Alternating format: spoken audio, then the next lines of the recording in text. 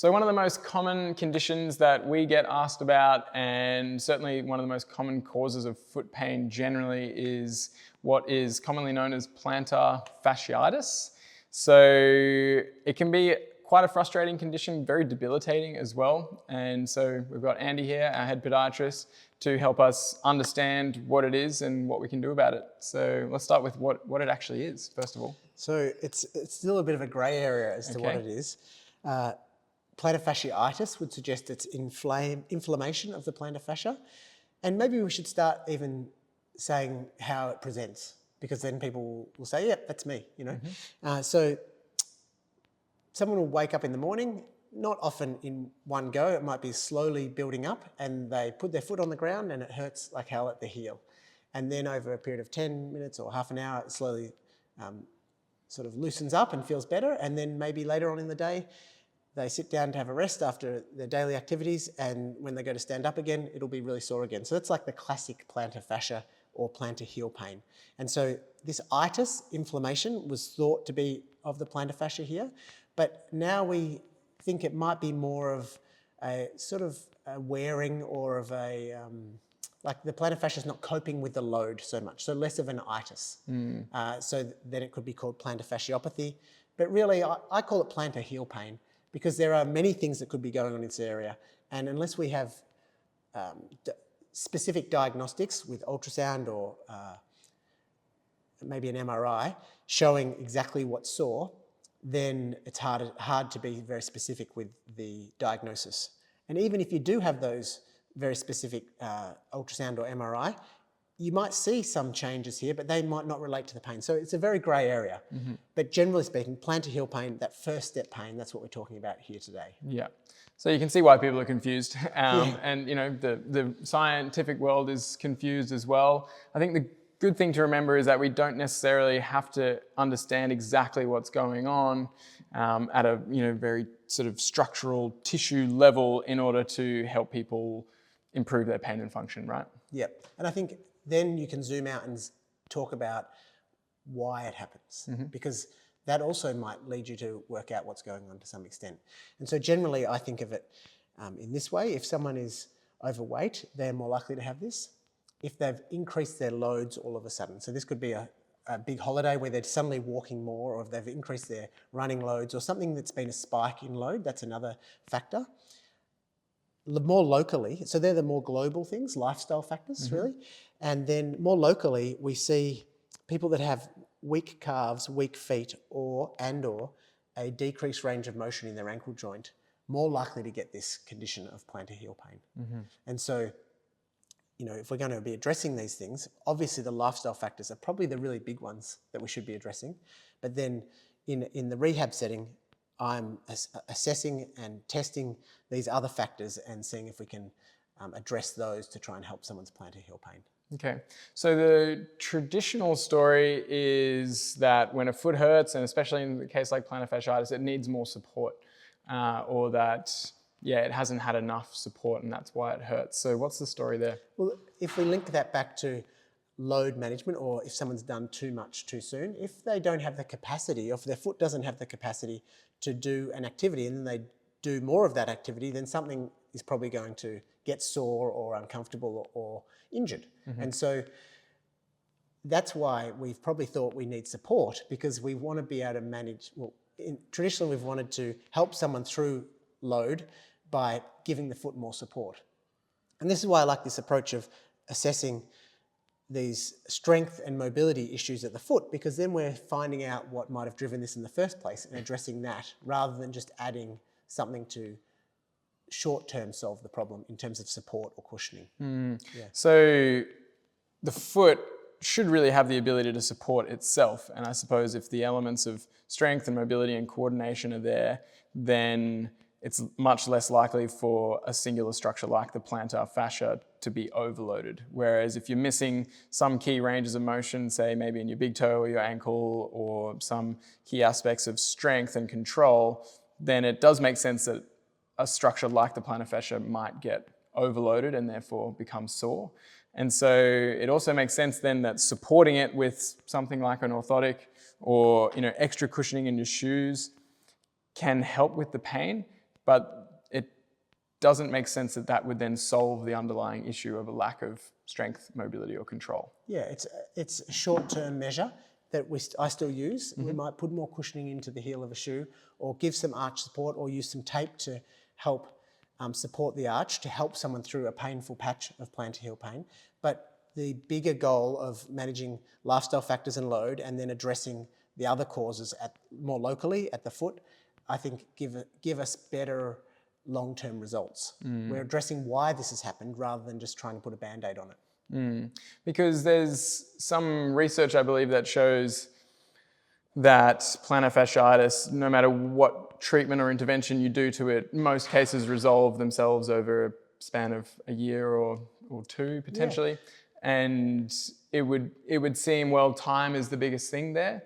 And you would also think that if you restrict your activities and you add all this cushioning into a shoe, then that would help. And that seems to look to help. But it depends if you want to continue living your life restricted from activities and being in really thick, cushioned, supportive footwear, or whether you want to have the option to do more things and wear less footwear. Yeah, and speaking of that research, if we look at any research on plantar heel pain, not any, but a lot of it, it looks at people at 3 months and maybe 6 months, and then at 12 months. And if we've applied, say, exercise rehab, orthotics, cortisone, shockwave therapy, foot mobilizations, all the different things you might have heard of for helping plantar heel pain, at 3 and 6 months, there might be some variances between the results, but at 12 months, nearly everyone is better. And so this speaks of, as you said, that time is probably healing this.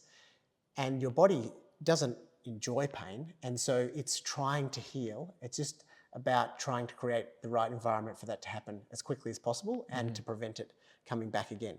So I think those other methods of support, shockwave, cortisone, they're not addressing why this has happened. And so we're better off, I think, addressing why it's happened, and then in the future we may have less chance of it happening again because we addressed why it happened. Yeah, and you've improved your capacity and therefore your ability to handle load. And clearly what's happening here is an intolerance to load or an overload issue in most cases. And it's not to say that those other treatments don't have a place, and they often can help in certain situations. But they, like you said, they don't do anything to improve capacity, and therefore they don't make it less likely for you to have an incident in the future. Whereas if they're used in combination, or even in combination with exercise, or even just exercise alone, seems to have really good effects and is much more likely to set you up for success in the future of whatever activity you're trying to do. And to bring up a point that you touched on before is that at 12 months, if you've put an orthotic in place and cushioned shoes and used all these different methods to help your plantar heel pain and it's gone, you probably think that you needed to do all those things, and then you become more likely to have to be in that orthotic big shoe. And so if we're trying to build up this foot freedom, this idea that you don't need to wear your orthotics in your big shoes, then we need to be doing rehab to build up that capacity. Yeah, that makes perfect sense.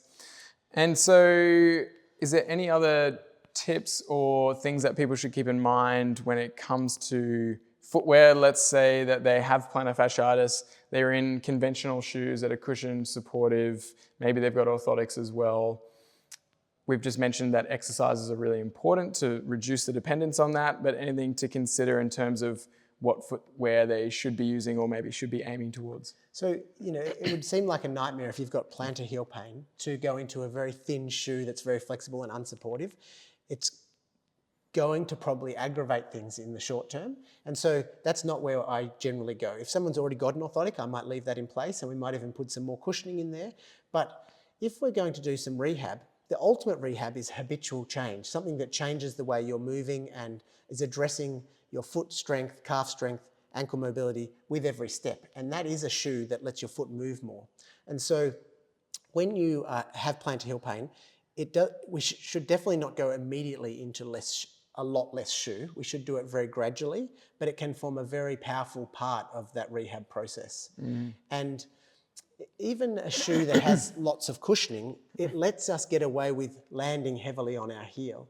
And so I have had clients that have gone into less shoe very quickly, and it hurts to land on their heel, and so they change their gait and it hurts less. And this means we're not overstriding and landing on our heel so much. And so the shoe itself can be a tool to help retrain gait. And so it's, again, a grey area.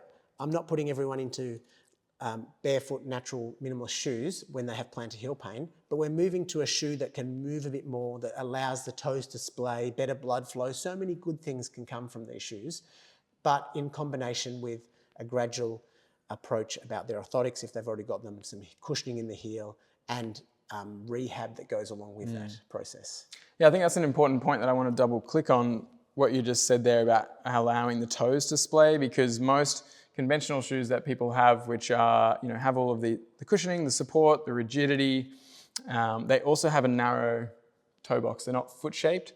And so fortunately there are heaps of brands out there, many of which are our natural footwear partners, who do have foot shaped shoe, but can also have some elements of cushioning and a little bit of stiffness to them, which can be helpful in the transition towards something that is more minimal or barefoot. Yeah. Blood supply, fresh blood supply, this idea of circulation is going to be helpful for healing. And so anything that promotes that is going to be a good thing. Yeah. And on that note, especially if you're getting pain first thing out of bed or first thing standing out of a chair after a rest, just get your feet moving. That's probably one of the biggest pain management tips that can be really helpful immediately, is just move your toes, move your ankles, get blood flow through the area first, right? Yeah, for sure. That's definitely on my to-do of my clients for their rehab, to get their feet moving before they stand. Not only to get the blood flowing, but it also just brings awareness to the foot that it should be able to move, or that after a minute of moving their toes around, they're fatiguing already, which is a quick reminder that their feet may be not up to what they should be up to. And so with time, we can build up more capacity, and then capacity leads to stronger feet, more mobile feet, and then less heel pain. Yeah. And ideally just more movement throughout the day and not having to sort of warm up your feet before standing up necessarily. Not that those exercises are bad to do all the time, but generally we want to build you up to the ability to not have to do those in order to take away your pain or anything like that. Yeah. And another point that I often see is someone who's had months, possibly years of plantar heel pain, and they're in the biggest cushion shoes and their orthotics. I think there's something to be said about our brain not getting enough feedback from our feet, and so that the only feedback that they're still getting is this pain from their heel. And so when we can expose our feet in a very structured way, and not overdoing it to start with, to some deep pressure, some other experience of feeling, because our feet are meant to be this sensory feeling that's telling our body about where we are in space and our environment. It's super powerful when people start to get some deep pressure in other areas of their foot and some other sensations in their feet, because then their brain is like, oh, there's another message coming from my foot. And so we start seeing, even just rolling a ball, not on the really sore spot, but getting some deep pressure into the rest of the foot, or standing on something that's an uneven surface that lets the brain have some other feedback. It's just super powerful to changing that message of pain from the foot. Because when you think about it, if they're still in pain, they've got an orthotic and big cushion shoe, that is all they're hearing. This brain is just hearing pain, pain, pain. So let's give it something else to think about, and this makes a huge difference to that chronic pain situation. So to summarize, calm it down, use support as needed, some cushioning as needed to allow to reduce the irritability. Use circulation exercises to help with that as well, and then build back up the capacity by addressing any deficits in strength, mobility, coordination, build that up over time while transitioning to less and less shoe, so that you can go and do the activities you love without being so dependent on all of this extra external technology. Anything to add to that? Like we do with any other part of the body, we calm it down, get it moving well, then add more load, and then it responds. And so our feet should be the same. Perfect.